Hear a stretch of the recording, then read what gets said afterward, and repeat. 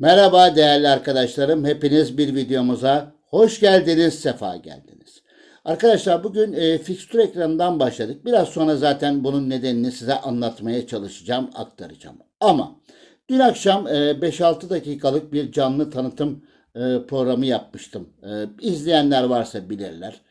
Buradan birkaç cümle söyleyip hemen konumuza geçiyoruz. Arkadaşlar belki Top 11 tarihinde yerli ya da yabancı hiç ayırt etmiyorum. Hiçbir kanalın şu ana kadar yapmadığı Ağustos ayı içinde bir canlı yayın yapacağız arkadaşlar. Biliyorsunuz ben hiçbir zaman öyle çok sık sık yayın yapan bir insan değilim. Yapmıyorum. Ama yaparsam 10 numara yapıp 11 numara yapacağım. Bununla ilgili büyük bir hazırlık var. Ben ve ekip arkadaşlarım diyorum arkadaşlar. Bu sadece benimle ilgili bir olay değil. Bir zamana ihtiyacımız var tabii ki. Sorunsuz ve problemsiz bir canlı yayın yapmak için zamana ihtiyacımız var. Yoğun bir çalışma içindeyiz. Bunu bilmenizi istiyorum. Amaç sizlersiniz. Hedef sizlersiniz. Sizlerin soruları, şu ana kadar memnun olduğumuz, olmadığımız onlarca olayı bu kişiye sormak ve ondan gelecek cevabı da sizlerle canlı yayında huzurunuzda paylaşmak için büyük bir çaba sarf ediyoruz değerli arkadaşlarım. Ağustos ayı içinde daha henüz zamanı belli değil. Tabii ki bununla ilgili çok sayıda o zamana kadar yine tanıtım şeylerimiz dönecek. Zamanı belli olacak. Saat dilimi, saat farkı bunlar gözetilecek. Bazı tabii çeviri programlarının aktivite edilmesi lazım. Bunlar üzerinde denemeler başladı. Sorunsuz ve problemsiz bir canlı yayın için bütün hummalı çalışmalar devam ediyor. Ailemizin kanalı her zaman bunun her şeyin ilkini yapar diyorum. İddialı konuşuyorum arkadaşlar. Yerli ya da yabancı şu ana kadar hiçbir yerde ben görmedim. Nordeus'un içinden, Top 11'ın içinden bir yetkiliyle canlı yayında sizlerin sorularını face to face olarak canlı yayında sizlerin sorularını onlara aktaracağım.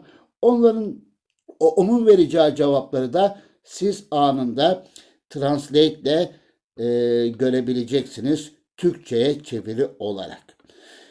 İnşallah o güne kadar Allah nasip kısmet ederse çok büyük bomba bir canlı yayın sizleri bekliyor. Bütün ateşinizi, bütün sorularınızı, bütün sormak istediğiniz A'dan Z'ye ne varsa free açık. Bu arada diğer YouTuber arkadaşlarımdan da kendi kitlelerine hitap kendi kitlelerinin sorularını sormak için ortakça bir canlı yayına katılmak isterlerse o dün akşam da söylemiştim. Yine söylüyorum. Herkese kapım açık diyorum değerli arkadaşlar. Şimdilik bu kadar. Daha sonra tekrar devam ederiz bu konuya. Arkadaşlar şimdi birçok kişinin aslında ya çok da umursamadığı, çok da önemli olmadığı, yani önem vermediği bir konuya değineceğim. Aslında yine çok önemli arkadaşlar da hepimiz zaman zaman göz ardı ediyoruz. Günlük antrenmanlarımızı tabii ki muhakkak yaptırıyoruz. Günlük antrenman programlarımızı maçlarımızın önemine göre ilave ediyoruz, yaptırıyoruz. Takımımızı en iyi şekilde dizilişlerimizi, formasyonlarımızı hazırlıyoruz.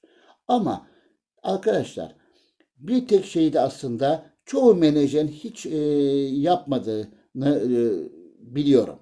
Ben de aslında çok kısa zaman evveline kadar pek göz ardı ediyordum ama çok faydasını gördüm. Arkadaşlar bu nedir diyeceğiz. Şu oynayacağımız karşılaşmanın hava durumu arkadaşlar. Hava durumu. Oynayacağımız karşılaşmanın hava durumuna göre antrenman programımızı buna göre hazırlarsak oyuncularımızın verimi yükseliyor. Bakın çok önemli. Aslında çok göz ardı edilecek bir konu. Çoğu kişinin aslında şöyle diyeceğini düşünüyorum. Ya çok da önemli değil yani bu kadar da hani böyle derine inmeye, detaya inmeye gerek yok derler. Diyeceklerdir. Ama ben oynayacağımız maçlardaki hava durumunun Sıcak havada oynuyorsak eğer nasıl bir antrenman programı yapalım? Yani futbolcularımızın antresini nasıl yapalım? Soğuk bir havada oynuyorsak nasıl bir antrenman programı uygulayalım? Bunlarla ilgili aslında daha sonra videolarımız gelecek arkadaşlar. Bunların da ben hazırlığı içindeyim. Hiçbir şeyi biliyorsunuz, hep söylüyorum. Kendim tecrübe etmeden, kendim uygulamadan, emin olmadan sizlerle paylaşmam. Dolayısıyla gerçekten önemli arkadaşlar. Yani atıyorum bir ideal bir havada oynanacak bir maçın antrenman programı nasıl olmalı? Atıyorum yağmurlu kaygan bir zeminde futbolcularımızın daha diri ve daha ayakta kalması için nasıl bir antrenman programı uygulanmalı? Bunlarla ilgili aslında videolarımız gelecek arkadaşlar. Örnek sıcak bir havada. Yani dolayısıyla çoğu kişinin çok da fazla önemsemediği bir konuyu biz yine gündeme getiriyoruz arkadaşlar.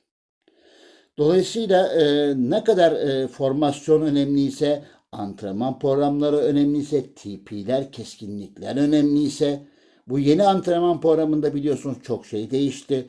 Dolayısıyla oyuncumuzun aynı real futbolda olduğu gibi e, iyi oynayacağımız karşılaşmaların hava durumlarını da göz ardı etmeyelim arkadaşlar. Ha diyeceksiniz ki abi şimdi o gün iki tane karşılaşma oynuyoruz. İki tane farklı havada oynuyoruz. Hangisini uygulayacağız? Evet, güzel soru. Arkadaşlar daha sizin için önem arz edecek olan karşılaşmaya göre bir antrenman programı. Yani oynayacağınız maçın hava şartına göre bir antrenman programı uygularsanız başarılı olacağınızı düşünüyorum. Ve bunun etkisini de arkadaşlar his edeceksiniz. Değerli kardeşlerim. Şimdi bu konudan hemen geçiyoruz. Çok kısa olarak bu sezonki durumumuza bakıyoruz ve videomuzu hemen kapatıyoruz. Arkadaşlar bu sene yine şampiyonluğumuzu ilan ettik. Daha evvel de söylemiş olduğum gibi videomda ilk 5 takım gördüğünüz gibi zaten atılan gollerden de belli. Güzel mücadeleler verdiler. Kıyasıya mücadeleler verdiler. Dolayısıyla bu ilk 5 takım içinde geçen bir lig oldu. Özcan Danıcı'yı söylemeye gerek yok. Her zamanki gibi zaten gol kralı kendisi. Dolayısıyla bu sezonu ligde şampiyon kapattık.